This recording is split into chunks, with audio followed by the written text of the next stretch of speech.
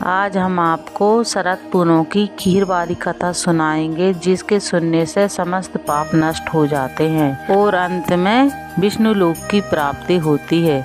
कहते हैं कि ये व्रत जो कोई भी करता है शरद पूर्णिमा का, उसके बच्चों की आयु दीर्घायु रहते हैं। शास्त्रों के अनुसार माना जाता है कि हम साबूदाने की खीर बनाकर शरद पूर्णिमा की रात्रि को चंद्रमा की रोशनी में रख देते हैं तो रात में अमृत वर्षा होती है। फिर सुबह वह प्रसाद के रूप में सबको बांटें और खुद खाएं, जिससे आप जितना भी दुख तकलीफ रोग धोग सब निकल जाते हैं। हम आपको अब सुनाते हैं शरद पूर्णिमा किसने व्रत किया था और किसकी विधि विधान क्या है, हमें किस नियम के साथ इस व्रत को करना चाहिए। शरद पूर्णिमा की कथा सुनने मात्र से ही समस्त पाप नष्ट हो जाते हैं। आइए सुनिए शरद पूर्णिमा व्रत कथा। एक बार नारद जी पृथ्वी पर घूमते हुए पृथ्वी पर मनुष्यों को नाना प्रकार के व्याधियों में जकड़ा हुआ देखकर अत्यंत दुखी हुए और विचार करने लगे, इस पीड़ित मानवता को किस प्रकार दुखों से मुक्ति दिलानी चाहिए। जब हर तरह से विचार करने उन्हें कोई युक्ति नहीं सूझी तो नारायण हरि का ध्यान करते हुए मुख से नारायण नारायण का घोष करते हुए क्षीर सागर की ओर प्रस्थान किया। वहां पहुंचकर क्या देखते हैं, भगवान श्री हरि शेष शैया पर मंद मंद मुस्कुराते हुए शयन कर रहे हैं तथा लक्ष्मी जी उनके पांव दबा रही हैं। ये देख नारद जी ने तुरंत साष्टांग प्रणाम किया और स्तुति करने लगे। हे नारायण, आप हर समय अपने भक्तों की रक्षा व करते हैं।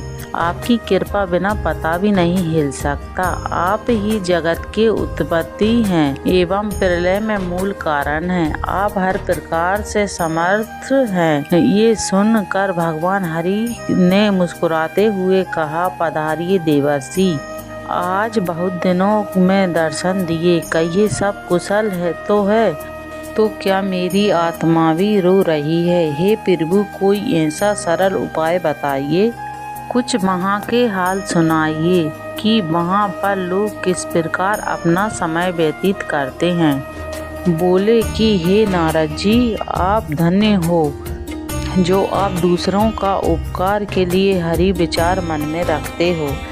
इसलिए आज आपको एक पवित्र व्रत कथा की शरद पूर्णिमा व्रत कथा सुनाता हूँ, जिसके करने से स्त्रियों के हर प्रकार की मनोकामनाएं पूर्ण होगी व अंत में मेरे लोक की प्राप्ति होगी। इससे कुछ संदेह नहीं है। पूर्व जन्म में ये कथा ब्रह्मा जी ने सूर्य ने कही थी, जो ध्यान से सुनो और सुख वैभव संपत्ति सुख की प्राप्ति करो। प्राचीन काल में एक ब्राह्मण की ब्राह्मणी शरद पूनम का व्रत विधि विधान से खीर बनाकर किया करती थी। वह उस दिन 4 सेर दूध की खीर बनाती थी।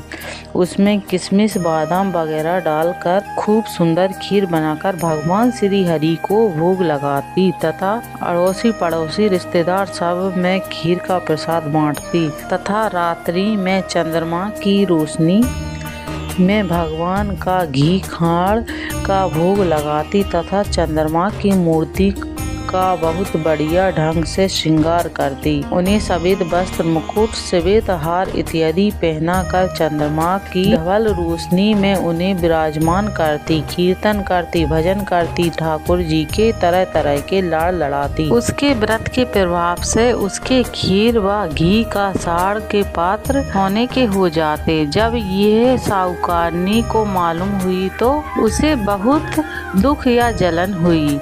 देखो, इसके तो बर्तन सोने के हो जाते हैं। वह रात में साहूकार से बोली कि हे ब्राह्मणी, के यहाँ तो सोने के बर्तन हैं, सो चुरा लेने चाहिए। साहूकार ने पीतल के बर्तन रखवाकर सोने के बर्तन चुरा लिए।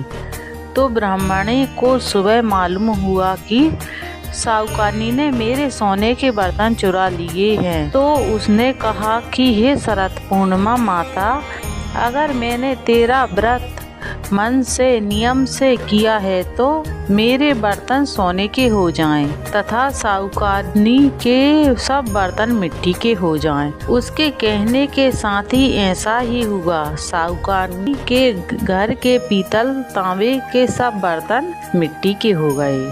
अब तो साहूकार एवं साहूकारनी बहुत दुखी हुए और रोते धोते ब्राह्मणी की शरण में पहुँचे और जाकर ब्राह्मणी के पैर पकड़ लिए और अपने किए की माफ़ी मांगने लगे।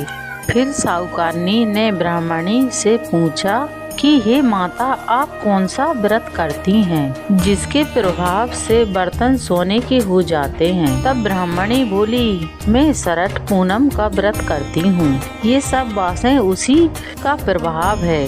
साहूकारनी बोली, हे व्रत किस प्रकार किया जाता है? इसका क्या नियम है? इसका स्पष्ट उल्लेख करें। तब ब्राह्मणी बोली, सब तरह से घर व अपनी सफाई करें, श्वेत वस्त्र धारण करें, ठाकुर जी के भजन पूजन में मन लगावें, शेर दूध की खीर बनावें, उसे ठाकुर जी के भजन पूजन में मन लगावें, शेर दूध खीर बनावें, उसके 4 हिस्से बनावें, एक हिस्सा ब्राह्मण को दें, एक हिस्सा पड़ोसी के बालक को दें, एक हिस्सा गाय को दें तथा एक हिस्सा स्वयं सेवन करें। काठ के पटा पर 1 लोटा जल भरकर रख लें, एक दीपक जला लें, रोली से पटे पर स्वास्तिक बनावें, फिर चावल व रोली से पूजा करें, दक्षिणा चढ़ावें व चंद्रमा निकलने पर लोटे का जल चंद्रमा को अर्घ दें तथा फिर रोली चावल चंद्रमा की पूजा और उछाल दें। हाथ जोड़कर नमस्कार करें और मन ही मन अपनी कामना को दोहराएं। फिर अपने हिस्से की खीर का भोजन करें। इस विधान को सुनकर साहूकारनी बहुत खुश हुई। उसने तभी से इस व्रत को शुरू किया। इस दिन व्रत करते रहने से उसे 2 कन्या रत्न प्राप्त हुई। बड़ी पुत्री का नाम सुमित्रा और छोटी पुत्री का नाम सुनीता था। दोनों बालकपन से धार्मिक कार्यों में अधिक ध्यान रखती थीं। दोनों के व्रत एक फर्क था। सुनीता विधि विधान पूर्वक नियम से व्रत रखती थी और सुनीता विधि विधान पूर्वक व्रत करती थी, लेकिन व्रत को बीच में छोड़कर व्रत का समापन कर देती थी। सुमित्रा जो पूरा व्रत रखती थी, उसके सुंदर तथा दीर्घायु संतान उत्पन्न होती थी। सुनीता के व्रत खंडत के कारण उसके पुत्र जन्म लेने के पश्चात कुछ दिन जीवित रहते बाद में मर जाते थे। दुख के कारण सुनीता दुखी हो जाती थी। एक दिन सुनीता ने ज्योतिष से पूछा, कहा, मेरी संतानें जन्म लेने के पश्चात कुछ समय जीवित रहने के बाद मर क्यों जाती हैं? अतः आप इसका उपाय बताकर हमारे दुख दूर करें। इस पर ज्योतिषी ने कहा, ऐसा इसलिए होता है कि तुम शरठ पूर्णिमा का अधूरा व्रत करती हो। व्रत अधूरा करने के कारण तुम्हारी संतानें मृत्यु को प्राप्त होती हैं। अतः तुम अपनी बड़ी बहन सुमित्रा को बुलाकर लाओ। इसके स्पर्श से तुम्हारी संतान अवश्य जीवित हो जाएगी, क्योंकि वह संतान पूनम का व्रत पूर्ण रूप से भक्ति भाव से करती है। इतना कहकर वह ज्योतिषी चले गए और पीछे सुनीता वियोग के कारण ये बात भूल गई।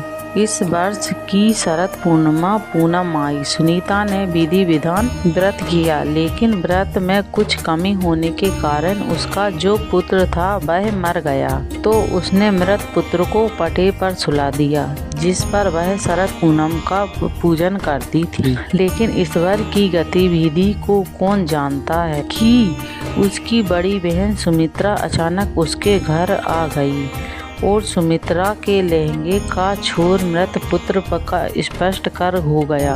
जैसे ही स्पष्ट हुआ, पुत्र जीवित हो उठा इस पर सुमित्रा बोली, अगर हम बिना देखे इस पटे पर बैठ जाते तो तुम्हारा पुत्र मर जाता। इस पर उसकी छोटी बहन बोली, सुनीता ने कहा, ये पहले ही मर गया था, किंतु तुम्हारे व्रत के प्रभाव से ये जीवित हो गया है। अपनी छोटी बहन की बात सुनकर उसकी आंखें बड़ी बहन को सुमित्रा बहुत प्रसन्न हुई। उसे प्रथम बार शरद पूनम व्रत की शक्ति का अनुभव हुआ। उसके बाद दोनों बहनें शरद पूनम का व्रत भी भक्ति भाव के साथ करने लगी। वह अपने सगी संबंधियों व पास पड़ोस के लोगों को यह व्रत करने की विधि बतलाने लगी। इस व्रत को करने से लोगों की समस्त मनोकामनाएं पूर्ण होती हैं व लोगों की श्रद्धा भगवान के प्रति बढ़ने लगती है। जय हो लक्ष्मी नारायण की, जय हो चंद्रदेव की। जैसे आपने सुनीता की इच्छा पूर्ण की, वैसे हम सभी लोगों की मनोकामनाएं पूर्ण करें। जय शरद पूर्णिमा माता। जो कोई शरद पूर्णिमा को व्रत करता है और कथा सुनता है, दूसरों को सुनाता है कि समस्त मनोकामनाएं पूर्ण होकर अंत में विष्णु लोक की प्राप्ति होती है। वीडियो पसंद आए तो लाइक करें, चैनल को सब्सक्राइब करें, बेल आइकन दबाना ना भूलें। कमेंट में राधे राधे जरूर लिखें।